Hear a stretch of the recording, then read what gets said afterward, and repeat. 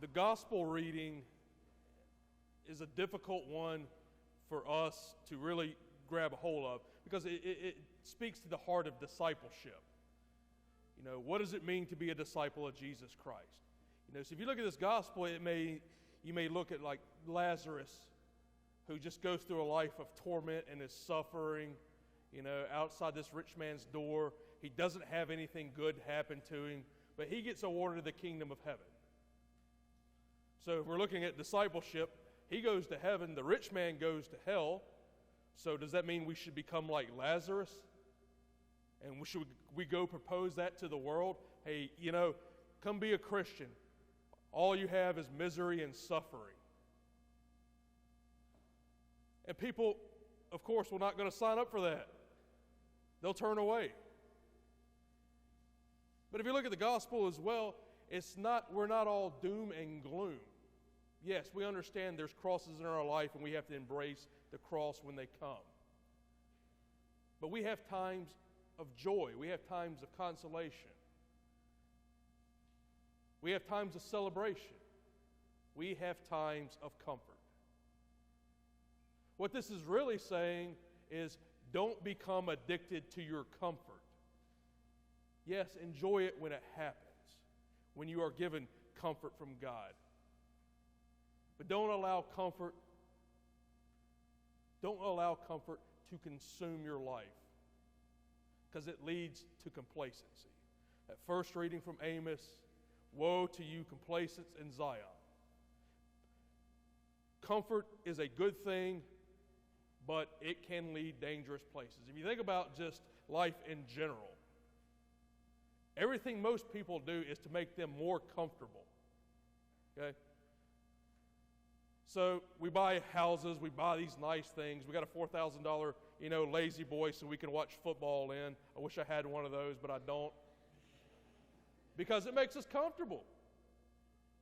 You know, you go to work, you put all these fancy things on your chair in your office because it makes it feel like home. It's comfortable. We want comfort in everything we do. And when we don't get comfort, we quickly turn away and say, this is hard. And people go through life like that. If you look at this gospel today, this rich man is not a bad guy because he's rich. He goes to hell for one reason, because he's addicted to his comfort. Lazarus is outside of his house every single day with his sores.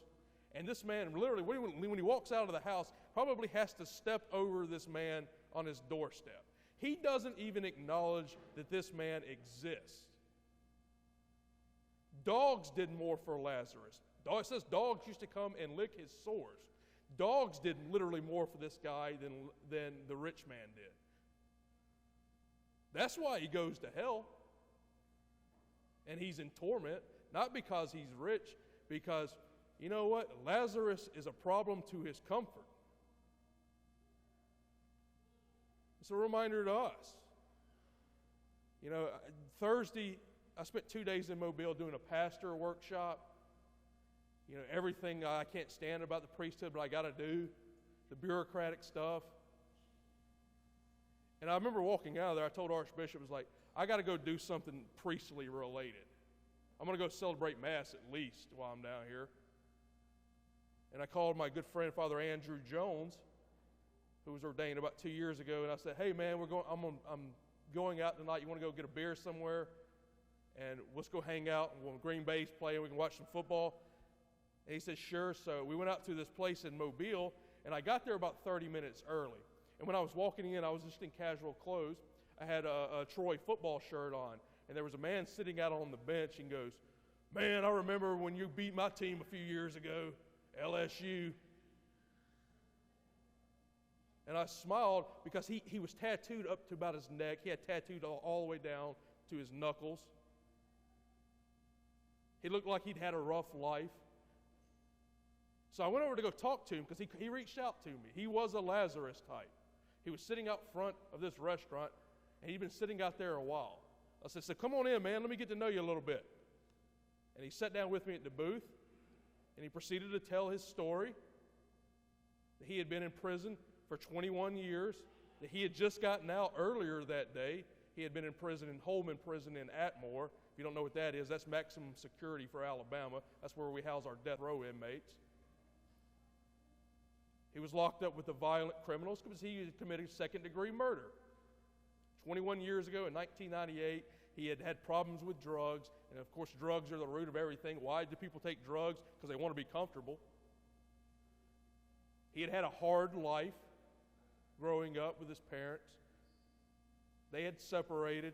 He had gotten involved in a lot of stuff. He started taking drugs, and he got into an altercation over drugs and ended up shooting a man. Was charged and convicted of second-degree murder. He had just gotten out of prison on Thursday.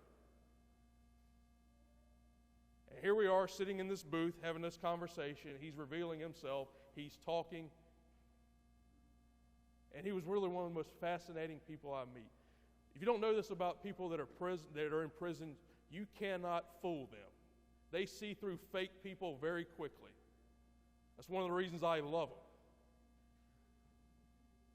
They see authenticity because I see authenticity in them. And so we sat there and talked for about 30 minutes. I said, hey, man, where are you going?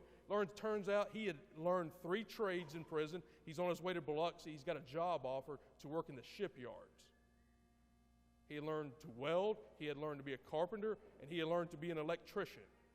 I said, man, this future is bright for you because there's a lot of people looking for these jobs. Have you seen what they're paying lately? We had this great conversation, and I said, do you need anything? He said, I need a bus ticket. I said, okay. I said, here's some money. Get your bus ticket. The bus is going to come right out there. And then in the only way a prisoner can do, I loved it because he hadn't fully gotten over his prison ways yet. He goes, hey, man, can I get another $20? I said, Andrew, you just got out of prison today. I said, I told you I'm a Catholic priest, and you're trying to shake me down already? He was like, it was worth a shot. And I told him, I said, get out of here, man. Go live your life. It was a great, great Lazarus moment for me because, I have to be reminded, I am not a rich man.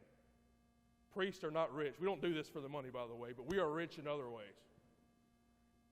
And it's easy for me to get complacent. It's easy for all of us to get complacent, to walk out and step over the man in need, to not acknowledge another's humanity. And sometimes we have to be punched in the face by a convicted felon of a prisoner to remind us that people are there. There's Lazarus everywhere for each one of us. To reach out to them, to see their humanity. Because if this rich man would have seen Lazarus for who he was, he would not have been eternally damned. And let's give thanks to those people that help us achieve our salvation as well. They come to us in the lowly, in the meek, and the poor, the Lazaruses of our life. And let us continue to pray for them, reach out to them, pick them up, and see their humanity.